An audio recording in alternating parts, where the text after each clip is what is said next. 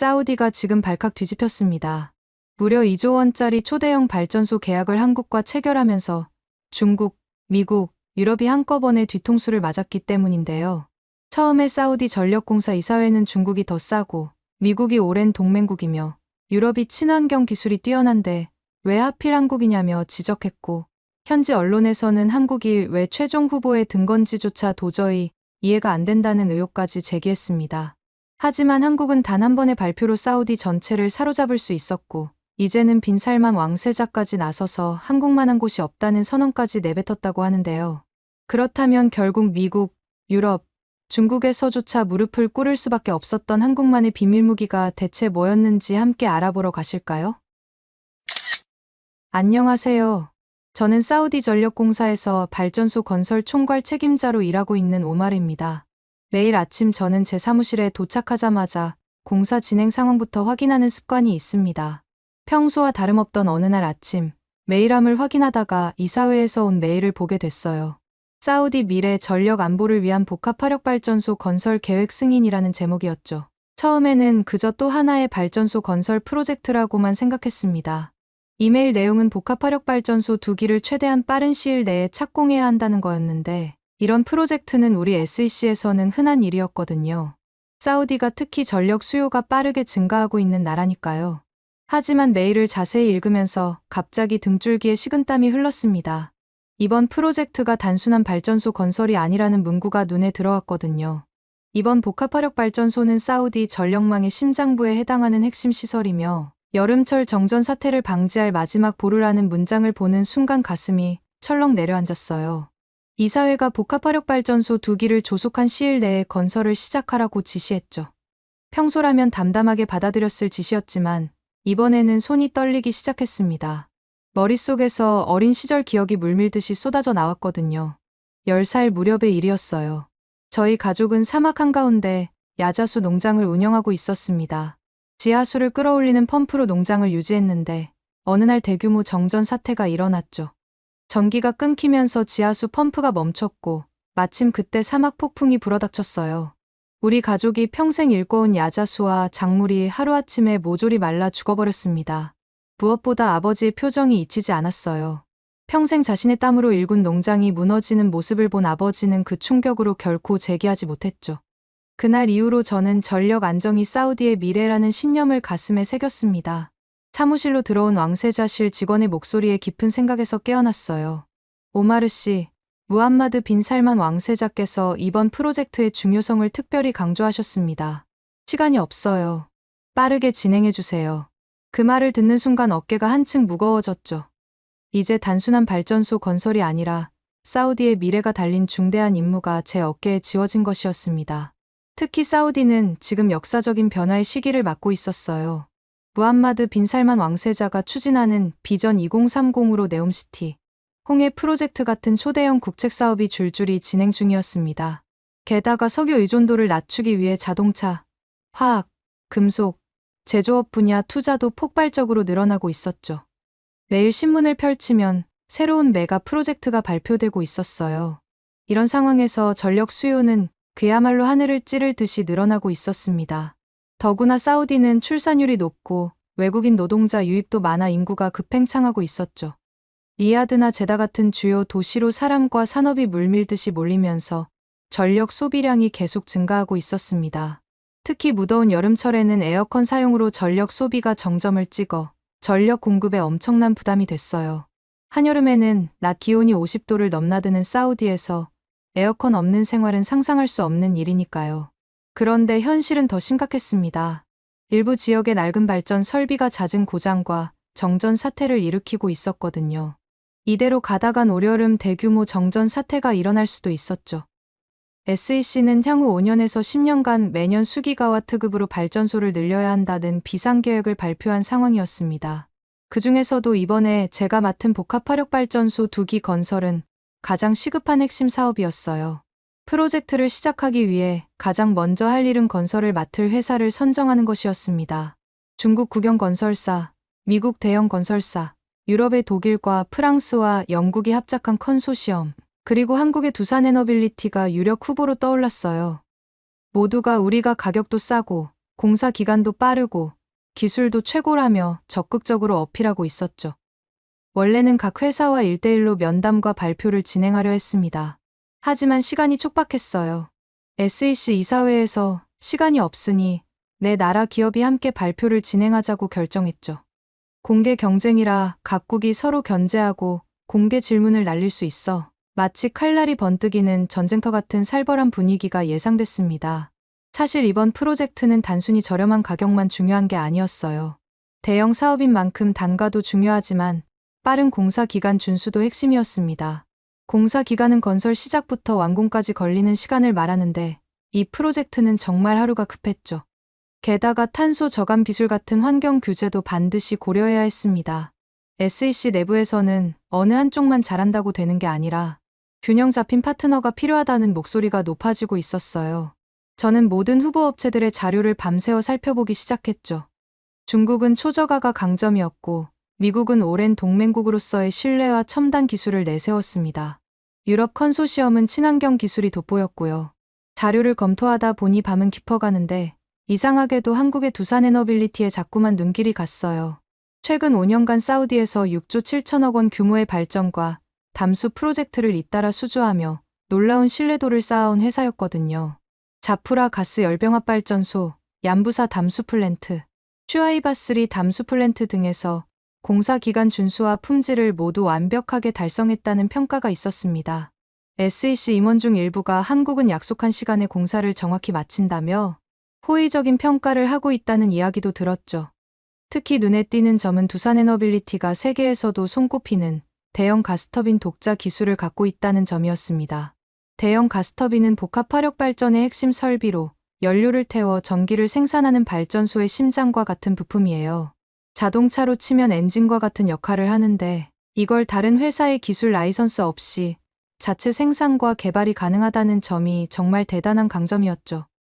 솔직히 한국이 중국이나 유럽, 미국보다 독자 기술이 취약하진 않을까 하는 의구심이 있었지만 동시에 이런 기술을 실제로 가지고 있다면 정말 놀라운 일이라는 생각에 깊은 궁금증이 생겼습니다. 또한 한국 정부의 움직임도 인상적이었어요. 산업통상자원부와 외교부가 사우디 비전 2030을 적극 지원하겠다고 약속하며 대형 사절단을 파견하는 등 든든한 외교적 지원을 펼치고 있었습니다. 게다가 최근 중동에서 K 콘텐츠 인기가 하늘을 찌르고 있어 문화적 호감도도 큰 장점이었죠. 저는 한국은 단순히 공사만 하고 사라지지 않고 장기적 파트너로 남을 가능성이 크다고 확신이 들기 시작했습니다. 다자 발표 개최일이 다가오면서 저는 밤잠을 이루지 못했어요. 매일 밤 질문 목록을 다듬으며 준비했습니다. 가격과 공사 기간도 중요했지만 기술력과 안정성이 더 중요했거든요. 저렴한 가격에 현혹되면 어릴 적 농장 사태가 다시 일어날 수도 있다는 불안감이 밤마다 저를 괴롭혔습니다. 싼 게 비지떡이라고 저가 입찰로 시공사를 선정했다가 품질 문제로 발전소가 제대로 작동하지 않으면 또다시 정전 사태가 발생할 수 있었죠. 그렇게 되면 수많은 가정과 기업이 우리 가족 농장처럼 무너질 수도 있었어요. 이번에는 절대 그런 실수를 반복하고 싶지 않았습니다. 드디어 발표 당일이 밝았어요. 리야드 최고급 컨퍼런스홀은 발표 1시간 전부터 사람들로 가득 찼습니다. 사우디 전력공사 이사회, 정부 고위 관료, 현지 언론 등 300명이 넘는 사람들이 참가했죠. 4개 기업의 발표 순서는 추첨으로 정했는데 중국이 첫 발표를 맡게 됐어요. 중국 측은 초저가와 공사 기간 6개월 단축 가능을 핵심 메시지로 강조했습니다. 우리 중국 국영 회사가 대규모 인력을 투입해 가장 빠르고 싸게 건설하겠다고 자신만만하게 장담했어요. 그들의 발표를 들으며 사우디 임원 일부가 역시 가격, 경쟁력은 중국이 최고라며 흥분하는 모습이 눈에 띄었죠. 그런데 저는 뭔가 석연치 않은 느낌이 들었습니다. 발표가 끝나고 질문 시간이 됐을 때 망설임 없이 일어나 질문했어요. 가스터빈 코어 부품은 어디서 생산합니까? 독자 기술인가요? 가스터빈 코어 부품은 발전소의 심장과도 같은 핵심 부품으로 이 부분의 기술력과 품질이 발전소 전체의 성능과 안정성을 좌우하기 때문에 반드시 확인해야 했죠. 중국 측 발표자의 표정이 순간 굳어졌습니다. 우리는 해외 라이선스도 있으니 문제 없다고 애매하게 답변했어요. 재정 담당자도 날카로운 질문을 던졌습니다. 사막 기후용 특수 코팅은 어떻게 처리하나요? 납품 시 결함 위험성은요? 사막 기후용 특수 코팅은 사우디처럼 50도가 넘는 극한의 더위와 모래바람 속에서 가스터빈이 안정적으로 작동하기 위해 반드시 필요한 기술이었거든요. 일반 코팅으로는 몇 개월도 안 가 터빈이 망가질 수 있어요. 중국 측 발표자는 당황한 듯 말을 더듬으며 우리도 그런 기술을 보유한다는 수준 이상의 근거 자료를 내놓지 못했습니다. 순간 컨퍼런스홀의 분위기가 급격히 식어버렸어요. 최저가라는 매력은 있었지만 정작 핵심 기술과 품질 보장에 대한 근거가 부족했거든요. 일부 이사가 너무 싸면 나중에 하자 보수 비용이 더 많이 들지 않겠나 라고 목소리를 높이기 시작했습니다. 중국 발표단이 당황한 기색으로 무대에서 내려가는 모습을 보며 저도 역시 싼 게 전부는 아니구나라고 생각했어요. 두 번째로 미국 측이 무대에 올랐습니다. 그들은 사우디와 우리는 오랜 동맹이고 군사와 에너지 협력도 돈독하다며 정치와 외교 논리를 전면에 내세웠어요. 미국이 개발한 최신 디지털 제어 시스템이 안정성을 극대화한다고 주장했죠. 한편 비용은 상대적으로 높은 편이라 슬쩍 언급만 하고 넘어갔습니다. 질문 시간에 한 이사가 현재 견적이 중국 대비 1.8배 정도 비싼데 그만큼 가성비를 증명할 수 있는가? 날카롭게 물었어요. 미국 측 발표자는 약간 당황한 듯했지만 이내 정치인처럼 웃으며 사우디와 미국은 특별한 관계이므로 그 점에서 충분한 보상을 얻을 수 있을 것이라며 정치적 답변으로 얼버무렸습니다. 환경파벌 이사가 탄소 저감 설비는 어느 정도 수준인가? 라고 물었을 때도 필요시 별도 옵션으로 추가 가능합니다라고 답하며 명확한 수치 제시 없이 애매하게 회피했죠. 언론과 여론 반응도 좋지 않았습니다. 일부 사우디 언론은 미국은 군사와 정치 동맹이 강점이나 공사비 부담이 너무 큰 것 아니냐고 날카롭게 지적했어요. 저도 속으로 우리의 미래는 외교 논리만으로 해결될 문제가 아니다. 공사비와 품질 모두 중요한데 라고 고민이 깊어졌습니다. 세 번째로 유럽 기업이 발표했어요. 독일과 프랑스와 영국의 유럽 컨소시엄은 탄소 중립, 대기오염 방지, 고효율 발전 설비를 강조했습니다. 장기적으로 환경 규제가 더 강화될 것이므로 우리처럼 친환경 설비를 도입해야 사우디가 향후 막대한 벌금을 물지 않을 것이라는 논리였죠. 그러나 재정 담당자와 심각한 대립이 벌어졌습니다. 이 견적은 미국보다도 더 비싸다. 예산 초과 가능성이 너무 크다고 재정 담당자가 날선 목소리로 질문했어요. 유럽 측은 장기적으로 보면 유지와 수리 비용이 적게 들고 탄소 배출권 거래에서도 유리합니다라고 답했지만 재정 담당자는 당장 우리의 예산은 한계가 있다라며 팽팽히 맞섰습니다. 더구나 유럽 발표자는 발표를 영어로만 빠르게 진행하면서 사우디 전통과 문화에 대한 배려가 전혀 없어 보였어요. 일부 보수 이사들의 표정이 점점 굳어갔습니다. 이 사람들은 우리가 원하는 것을 정말 이해하고 있는 걸까? 라는 의구심이 역력했죠. 발표 자체는 화려했지만 너무 비싸고 현실성이 떨어진다는 인상으로 마무리됐어요. 이제 마지막 발표자가 남았습니다. 컨퍼런스홀 안에는 팽팽한 긴장감이 감돌았어요. 과연 한국은 어떤 모습을 보여줄까? 앞선 세 발표가 모두 각자의 약점을 드러낸 상황에서 한국팀이 무대에 올랐죠. 두산 에너빌리티의 이정훈 프로젝트 매니저와 엔지니어들, 협상 담당자들이 자신감 넘치는 표정으로 등장했습니다. 가장 먼저 놀라웠던 건 그들이 사우디식 인사말로 발표를 시작했다는 점이었어요. 간단한 아랍어로 사우디 고위층과 이사들에게 정중히 예의를 표하는 모습에 컨퍼런스홀의 분위기가 순식간에 부드러워졌습니다. 저도 모르게 이 사람들은 우리 사우디 문화를 정말 존중하는구나라며 마음속으로 감탄했죠. 한국 측 발표는 4가지 핵심 포인트로 명확하게 진행됐습니다. 첫째는 독자적 대형 가스터빈이었어요. 한국 창원 공장에서 자체 생산이 가능하고 영상 50도의 사막 고온에도 견디는 특수 코팅 기술을 보유하고 있다고 했죠. 이 말을 들으면서 이게 정말 사실일까? 라는 의구심과 함께 사실이라면 정말 대단한 기술력이다라는 기대감이 교차했습니다. 둘째는 공사 기간과 비용의 균형이었어요. 중국처럼 무작정 싸진 않지만 장기 운영비를 모두 합산하면 우리가 가장 경제적입니다라고 자신 있게 말했죠. 공사 기간은 건설 시작부터 완공까지 걸리는 시간인데 한국은 이 부분에서도 균형 잡힌 접근법을 제시했습니다. 셋째는 친환경 조절 옵션이었어요.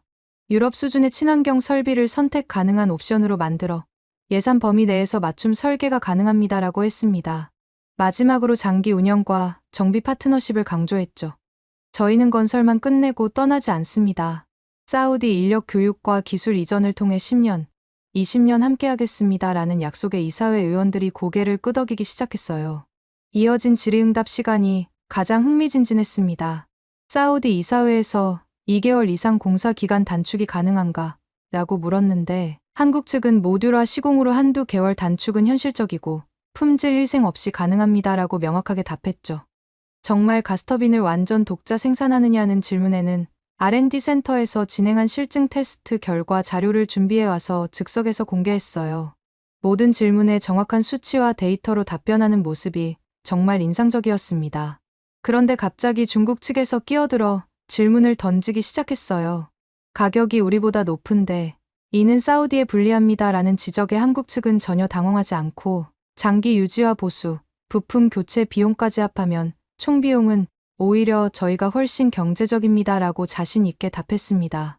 세계적 실적이 적어 문제 발생 가능성이 높습니다라는 또 다른 공격에는 사우디 담수화 발전 프로젝트를 포함해 중동 여러 국가에서 지난 5년간 6조 7천억 원 규모의 실적을 달성했습니다라며 당당하게 입증했죠. 친환경 설비 수준은 떨어지는 것으로 보입니다라는 중국 측의 집요한 공격에도 한국 측은 유해 물질 제거 장치, 탄소 저감 시스템, 초임계 압력 설비까지 맞춤형으로 적용할 수 있으며 사우디의 환경과 예산에 최적화할 수 있습니다라고 명쾌하게 답변했습니다. 컨퍼런스홀의 분위기가 순식간에 바뀌었어요. 한국이 모든 질문에 구체적인 숫자와 자료와 실적으로 완벽하게 대응한다 라는 감탄이 여기저기서 터져나왔습니다. 저도 그들의 철저한 준비와 자신감 넘치는 발표를 지켜보며 가성비, 친환경, 사우디 맞춤, 문화적 존중까지 이들은 정말 모든 면에서 균형 잡힌 제안을 하는구나라고 감탄했죠. 일부 이사들도 한국이 의외로 이렇게 완벽할 줄은 몰랐네라며 서로 수군거리기 시작했어요. 발표가 끝나자 놀랍게도 컨퍼런스홀에서는 우레와 같은 박수가 터져 나왔습니다. 결국 한국이 가장 체계적으로 준비했군이라는 반응이 곳곳에서 들려왔죠. 하지만 발표 이후의 상황이 예상치 못한 방향으로 흘러갔습니다. 중국 측 고위 관계자가 제 주변 인물들에게 공사 수주 시 상당한 금액의 리베이트를 약속했다는 소문이 돌기 시작했어요. SEC 재정 담당자도 저에게 다가와 중국이 가격도 깎아주고 빠른데 이참에 그냥 중국으로 결정하는 게 어떻겠습니까? 라고 은근히 압박하기 시작했죠. 미국 대사관 고위층도 가만히 있지 않았습니다. 사우디와 미국의 오랜 동맹 관계를 고려하면 미국을 배제하기는 어려운 상황이라는 메시지를 공식적으로 전달했어요. SEC 일부 이사들은 미국과 관계가 틀어지면 무기 구매와 원유, 외교에 심각한 지장이 생길 수 있다며 미국 쪽으로 기울어지는 모습을 보였습니다. 전화기를 내려놓은 저는 정치 논리만으로 기술적 결정을 내리는 게 과연 옳은 일일까? 라는 깊은 고민에 빠져들었죠. 유럽 업체도 손을 놓고 있지 않았어요. 사우디 주요 언론에 사우디가 진정한 선진국이 되려면 유럽 수준의 친환경 표준을 지향해야 한다라는 내용의 기고문을 대대적으로 게재했습니다. 사우디 내 젊은 세대와 환경단체가 그래, 우리도 유럽처럼 깨끗한 발전소를 지어야 해 라고 목소리를 높이기 시작했죠. 그러나 막대한 예산이 큰 장애물이었고 재정 담당자와 환경 담당자 사이에 격렬한 의견 충돌이 계속됐습니다. 이런 혼란 속에서 눈에 띄는 움직임이 있었어요. 한국 정부가 산업통상자원부 차관과 외교부 고위 인사들로 구성된 특별사절단을 파견한 거였죠. 그들은 무함마드 빈 살만 왕세자와 직접 면담하며 복합화력발전소뿐만 아니라 신재생에너지, 스마트시티 등 비전 2030 전반에 걸쳐 함께하겠다고 공식적으로 약속했어요. 이 소식을 들은 저는 한국은 단순히 공사 계약이 아니라 장기적으로 사우디의 산업 발전을 함께 이끌어가겠다는 진정성이 느껴진다며 깊은 인상을 받았습니다. 또한 사우디 대표단이 K-콘텐츠 전시회와 최첨단 IT 기술, 세미나에 초청받아 한국을 방문하는 특별한 기회도 마련됐어요. 한국은 사우디의 투자와 협력을 아끼지 않고 현지 인력 양성도 적극 지원하겠다는 메시지가 곳곳에서 강조됐습니다. 이런 모습을 지켜보며 저는 한국은 정말 하나의 팀처럼 완벽하게 움직이고 사우디의 발전에 진심으로 관심을 갖고 있구나라는 깊은 확신이 들었죠. 한국의 이정훈 프로젝트 매니저도 최종 제안을 더욱 매력적으로 보완해왔어요. 공사 기간 단축, 부분 친환경 옵션 등 사우디에 딱 맞는 최적화 패키지를 제안드립니다라며 우리가 요청한 납기 2개월 단축에 완벽하게 대응할 모듈화 시공안과 비용 절감안을 추가해 최종 제안서를 준비했습니다. 그러던 중 정말 뜻밖의 제안을 받았어요. 한국 측에서 저와 SEC 임원 일부를 한국으로 직접 초청해 두산 창원 공장과 연구개발센터를 직접 둘러볼 기회를 주겠다는 거였죠. 저는 단일 초에 망설임도 없이 수락했습니다. 그들이 말한 대형 가스터빈 독자 기술이 정말 존재하는지 이 눈으로 직접 확인하고 싶었거든요. 한국 방문은 제 인생을 바꿀 만큼 충격적이었습니다. 두산 창원 공장에서 대형 가스터빈의 주물과 단조 공정, 실제 작동 테스트 라인, 특수 코팅 연구실 등을 직접 눈으로 확인하니 이들이 정말로 독보적인 기술을 갖고 있구나라는 사실을 뼈저리게 실감할 수 있었어요. 공장 내부에서 동시에 여러 대의 거대한 가스터빈이 만들어지는 광경은 마치 우주선을 조립하는 것처럼 압도적이었습니다. 특히 가슴을 울렸던 건 짧은 브리핑 중에 들은 한국의 전력난 극복 역사였어요. 한국도 70년대와 80년대 급격한 산업화 시기에 심각한 정전이 자주 발생했고 그 어려움을 극복하기 위해 전력 인프라 구축에 국가적 역량을 집중했다는 이야기를 들었죠. 그 순간 저는 나도 어릴 때 전력 문제로 소중한 가족 농장을 잃었는데 한국과 사우디가 이런 아픈 과거를 공유하고 있구나라며 깊은 공감대를 느꼈습니다. 점심 식사 자리에서 한국 담당자들이 사우디가 전력 문제를 해결하면 과거 한국처럼 선진 산업국으로 도약할 것입니다. 저희는 그 여정을 진심으로 함께하고 싶습니다라고 말해줬을 때는 정말 눈시울이 뜨거워졌어요. 마치 그들이 저의 아픈 과거와 사우디의 밝은 미래를 동시에 이해하고 있는 것 같았거든요.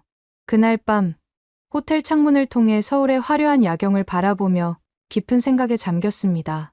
값싼 가격만 줬다간 옛날 우리 농장 파산처럼 또다시 국가적 재앙을 맞을 수도 있다.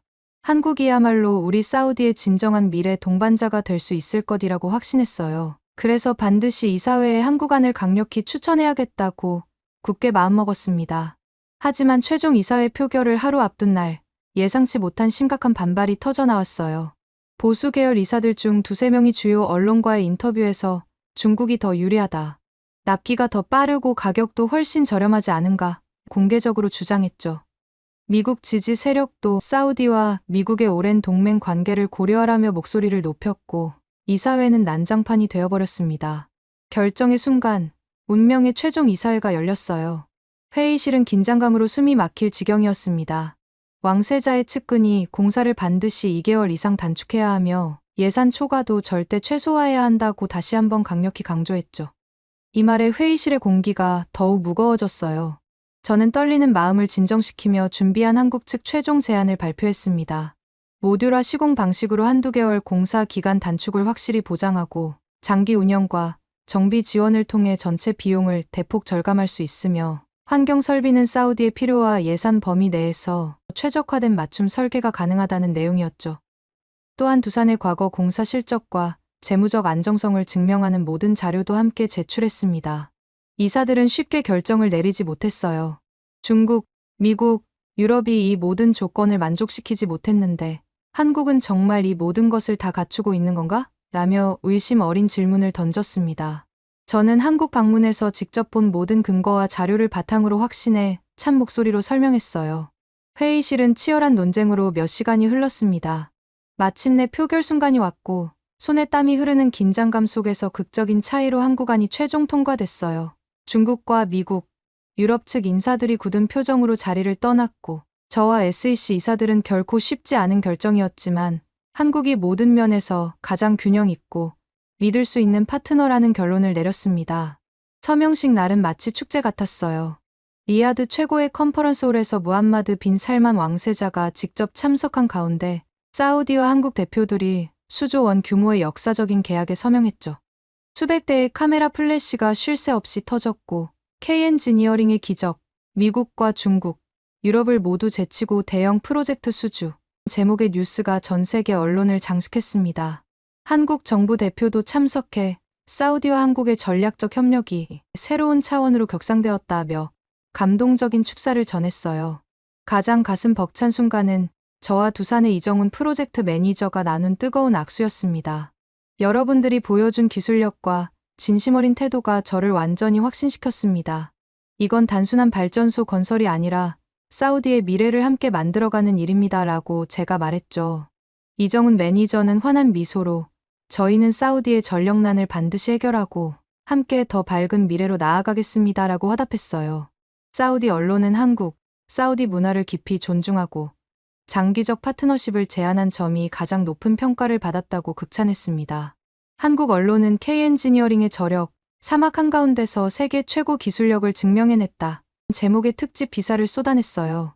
SEC 내부에서도 중국, 미국, 유럽과의 치열한 경쟁에서 승리한 것은 한국의 완벽한 균형 감각 덕분이라며 찬사가 이어졌죠.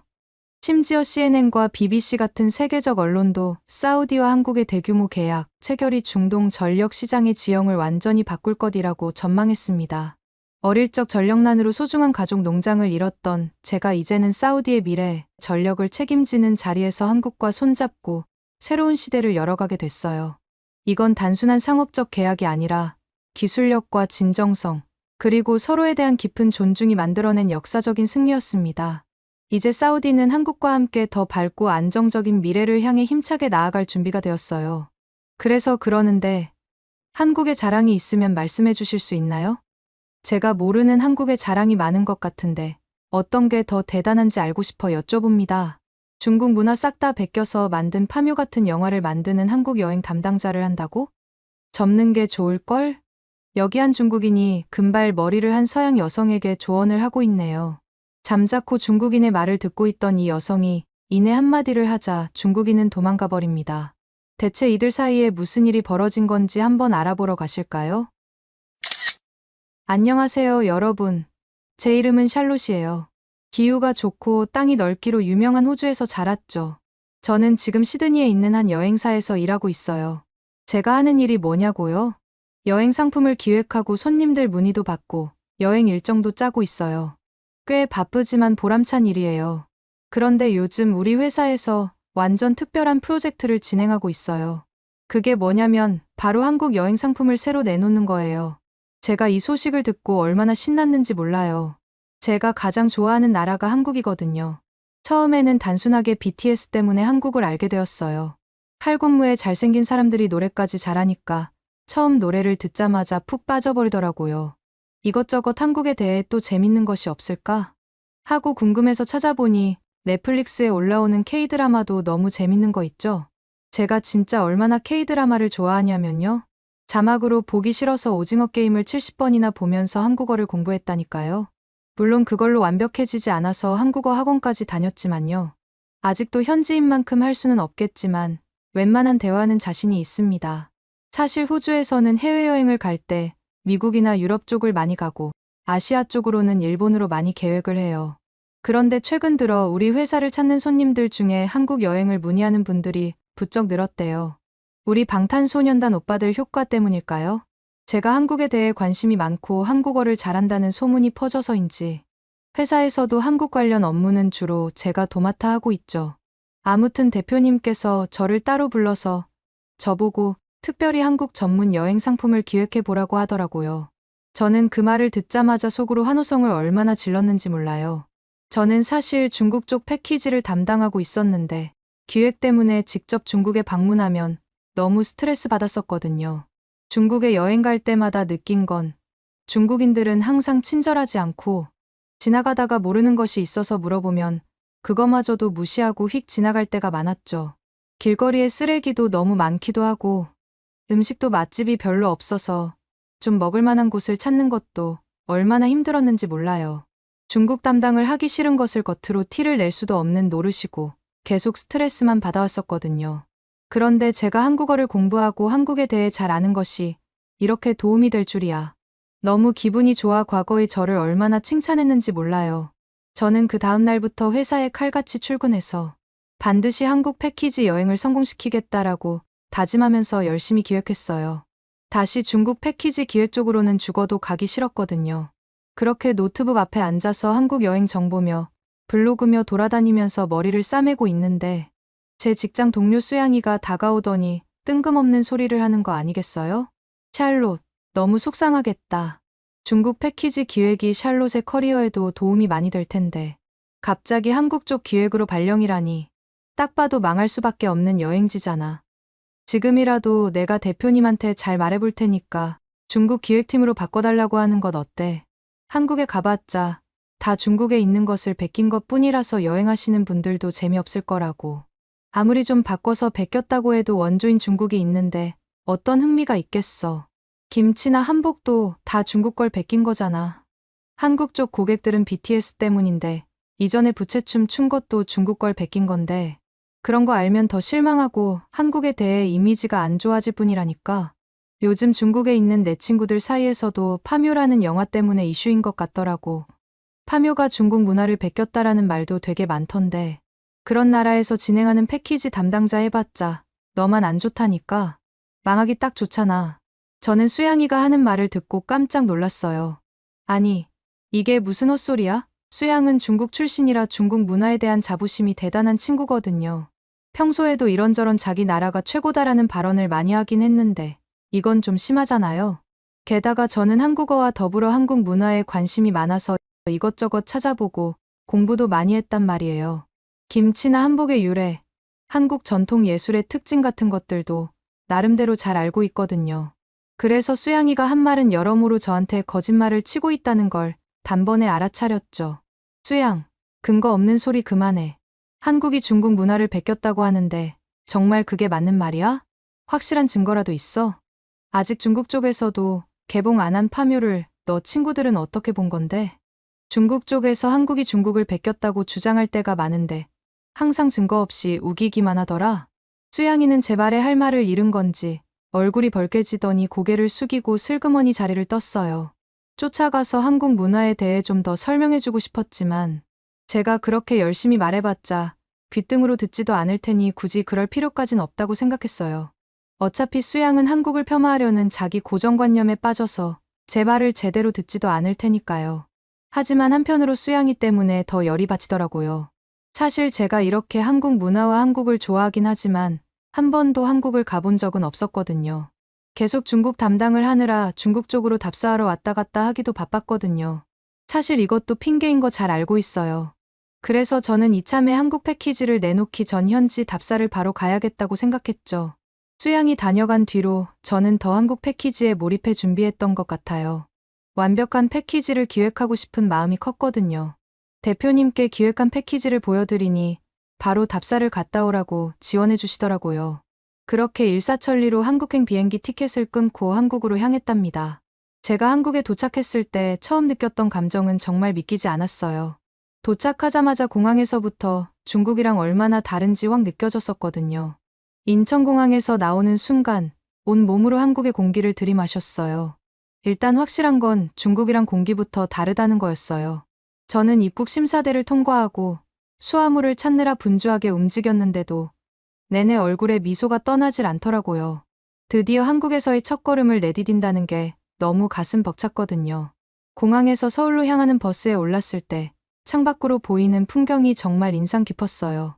거대한 고속도로를 가로지르는 수많은 차들, 높다란 건물들, 깔끔한 간판들까지.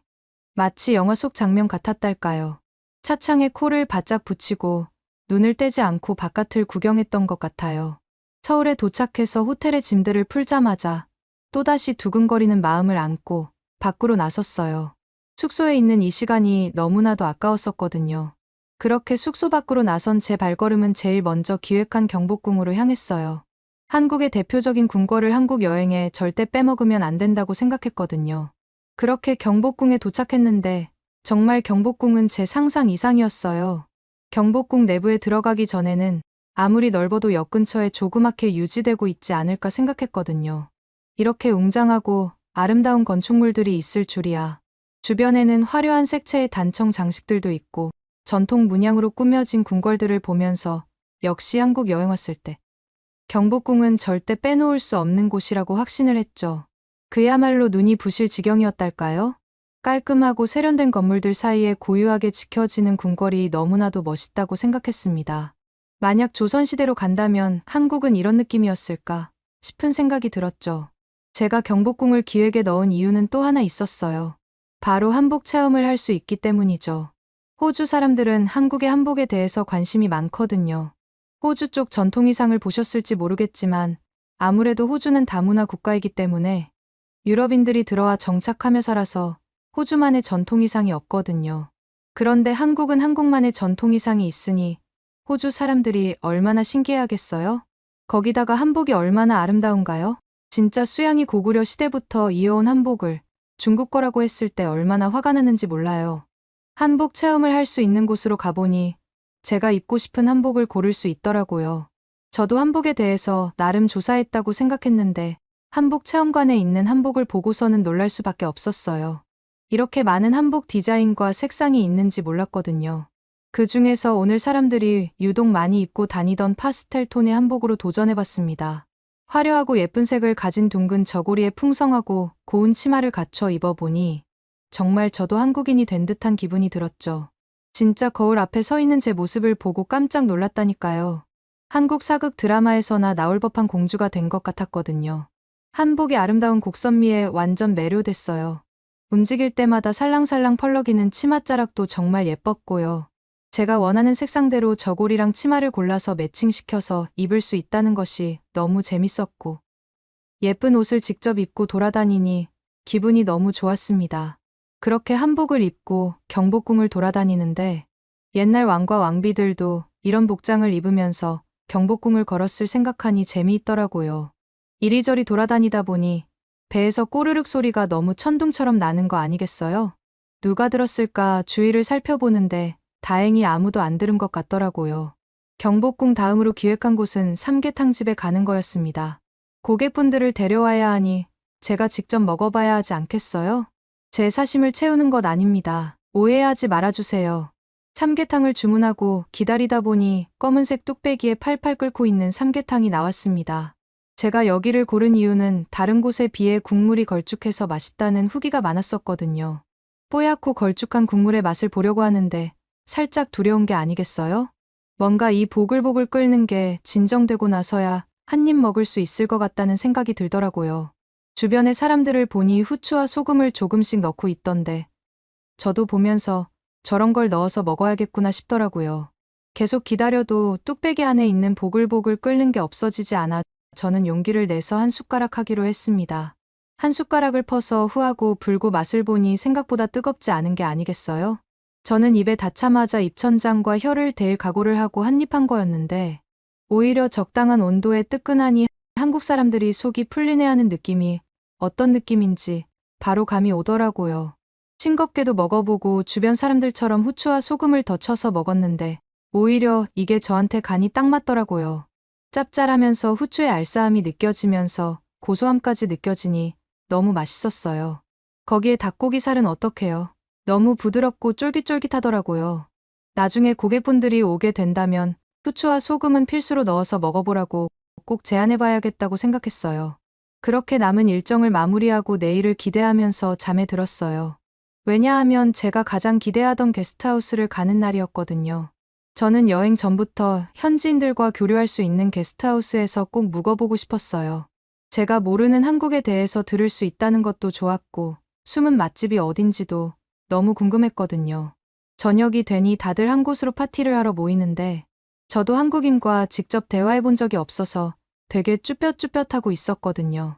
그런데 다들 너무 친절하고 재미있는 분위기를 만들어주시는 것이 아니겠어요? 특히 거기서 저를 가장 잘 챙겨준 친구는 바로 서준이었어요. 제가 게스트하우스 라운지에서 다른 투숙객들이랑 한국어로 대화하고 있었는데 자기도 껴도 되겠냐고 다가오더라고요. 알고 보니 저랑 나이도 같더라고요. 이런 곳에서 친구를 만날 수 있다니 너무 기분이 좋았죠. 한국어로 술술 말하는 제 모습에 서준이도 깜짝 놀라더라고요. 샬롯 한국말 되게 잘하는데 발음도 엄청 좋고 도대체 어떻게 공부한 거야? 그 한마디에 절로 입꼬리가 올라갔어요. 그동안 고생한 보람이 있더라고요. 제가 한국어로 그치, 한국 오기 전부터 엄청 열심히 공부했거든 이라고 으스댔더니 서준이도 엄지손가락을 축혀 세우며 엄청 신기해하더라고요. 이런저런 대화를 하면서 서준이랑 금세 가까워졌어요. 이야기를 나누다 보니까 취향도 잘 맞고 웃음 코드도 똑같더라고요. 저희는 밤새도록 수다 떨면서 각자가 어떻게 살아왔는지에 대한 얘기도 하면서 온갖 에피소드며 다 쏟아냈죠. 벌써 절친이 된 것 같은 그런 기분이었달까요? 더욱 좋았던 건 서준이가 서울 토박이라 여행 팁을 줄 수 있다고 하더라고요. 제가 미처 알지 못했던 맛집이나 숨겨진 명소 같은 걸 소개해주겠다고 약속했죠. 인사동 같은 유명 관광지들도 직접 안내해주기로 했어요. 마침 제 기획에도 들어가 있는 기획이었는데 저보다 더 잘 알고 있는 서준이가 가이드를 해주면 더 자세히 들여다볼 수 있겠구나 하면서 기분이 너무 좋았죠. 인사동에 도착했을 때 거리에 발을 딛는 순간 눈이 휘둥그레질 수밖에 없었습니다. 이 거리를 뭐라고 설명해야 할지 모르겠어요. 골동품 가게에 화랑의 전통 찻집에 길거리 먹거리까지 없는 게 없더라고요. 구경하느라 정신없이 이리저리 돌아다녔죠. 특히 그 길거리 음식 냄새는 정말 환상적이었어요. 붕어빵 냄새, 호떡 냄새가 코를 간지리는데 침이 꼴깍 넘어갈 지경이었다니까요. 거기서 가장 인상 깊었던 간식은 꿀타래였어요. 굉장히 많은 실들을 겹겹이 해서 간식으로 만드는데 너무 신기하더라고요. 직접 입에도 넣어봤는데 실이 겹겹이 쌓여 있어서 딱딱한 식감을 낼 줄 알았는데 입에서 사르르 녹는 것 아니겠어요? 너무 맛있어서 2박스나 더 사버렸다니까요. 근데 그때 서준이가 갑자기 한강 야경 보러 가는 건 어떠냐고 하는 거 아니겠어요? 순간 눈이 동그래졌어요. 서울 야경하면 63빌딩이나 남산타워밖에 몰랐거든요. 설마 한강에 숨은 야경 명소가 있을 줄이야. 완전 기대하면서 따라 나섰죠. 택시 타고 차창 밖을 내다보는데 서울 밤거리가 장난 아니게 화려하더라고요. 네온사인 가득한 건물 조명에 차들은 북적북적 밀리는데 정말 살아있는 도시 같았어요. 한강 선착장에 도착해서 유람선에 올랐는데 배 안의 인테리어가 완전 고급스러웠어요. 은은한 촛불에 클래식 음악까지 깔려 있으니 왠지 꿈 같은 기분이 들더라고요. 천천히 흘러가는 한강 위로 야경이 끝내줬어요. 어둠 속에 빌딩들이 반짝반짝 빛나는데 다리에 걸린 화려한 조명까지 더해져서 정말 황홀했다니까요. 그 모습에 넋놓고 있는데 서준이도 완전 감동한 얼굴을 하고 있었어요. 알고 보니 서준이도 한강 유람선이 처음이라고 하는 거 아니겠어요? 저를 위해서 이렇게까지 준비한 서준이에게 너무 고맙기도 하고 분위기가 너무 좋아 설렘도 느껴지기도 하더라고요. 배에서 내려서 한강공원을 걸으면서 여행 얘기를 주고받았어요. 숙소로 돌아오는데 서준이가 눈을 반짝이며 같이 영화를 보러 가자고 말하는 게 아니겠어요? 개봉한 지 얼마 안 된 파묘라는 영화를 같이 보는 게 어떻겠냐고 제안을 했죠. 처음엔 제목 듣고 깜짝 놀랐어요. 한국이 중국 문화를 베꼈다고 말하는 수양이가 비꼬았던 바로 그 영화잖아요. 저는 그때 억울함 때문에 서준이에게 그때 있었던 일들을 전달하니 절대 아니라고 완전 자신 있게 말하는 것 아니겠어요? 오히려 한국만의 독특한 문화를 담은 걸작이라면서요. 저도 궁금한 마음에 영화관으로 달려갔어요. 어두운 극장에 앉아서 스크린을 응시하고 있는데 가슴이 콩닥콩닥했어요. 과연 서준이 말대로 대단한 작품일까? 아니면 수양의 비난처럼 졸작일까? 긴장되는 마음으로 기다리는데 갑자기 영화가 시작하는 거예요. 엄청 생생한 묘사 때문에 첫 장면부터 완전 압도당했다니까요. 팝콘을 먹다가 서준이와 손이 스치는 바람에 잠깐 설레기도 했죠. 그리고 상영관 불이 켜지고 엔딩 크레딧이 올라갈 때까지 저희 둘은 완전 멍하니 앉아 있었어요. 영화를 본 게 아니라 영혼을 탈탈 털린 느낌이랄까? 옆에서 서준이도 크게 감동한 얼굴로 한참을 말이 없더라고요. 이게 바로 한국 영화의 힘이구나 싶어서 절로 고개가 끄덕여졌어요. 영화를 보고 밖을 나오니 늦은 밤이었어요. 솔직히 밤늦게 모르는 동네 어둡고 좁은 골목에 들어서면 괜히 덜컥 겁이 나잖아요. 누가 불쑥 나타나서 해코지할까봐. 전에 중국 갔을 때 딱 그랬거든요. 숙소 근처라도 밤에는 코빼기도 안 내밀었다니까요. 술 취한 아저씨들이 골목마다 진을 치고 앉아서 담배를 뻑뻑 피워대는데 여자애들만 보면 뭐라도 할 것처럼 쳐다보는 거 있죠. 저도 그 시선 받으면서 치마 입은 걸 후회하고 그랬어요. 그런데 서울은 정말 딴 세상 같더라고요. 한밤중인데도 가게들은 다 열려 있고 젊은 애들은 술 마시면서 길거리에서 노는데 전혀 이상할 게 없어 보이는 거예요. 게다가 여자애들이 아무 걱정 없이 단체로 다니고 있으니 신기하더라고요. 그리고 지저분하고 으슥한 골목은 하나도 없었어요. 그냥 명동 쇼핑 좀 더 하다 들어가도 되겠다 싶을 정도로 깨끗했다니까요. 그런데 그날 밤 제일 충격받은 게 뭔지 아세요? 취객이 한 명도 없다는 거예요. 인도에서 비틀거리는 아저씨, 편의점 앞에서 주정하는 사람들을 찾아볼 수가 없는 거예요.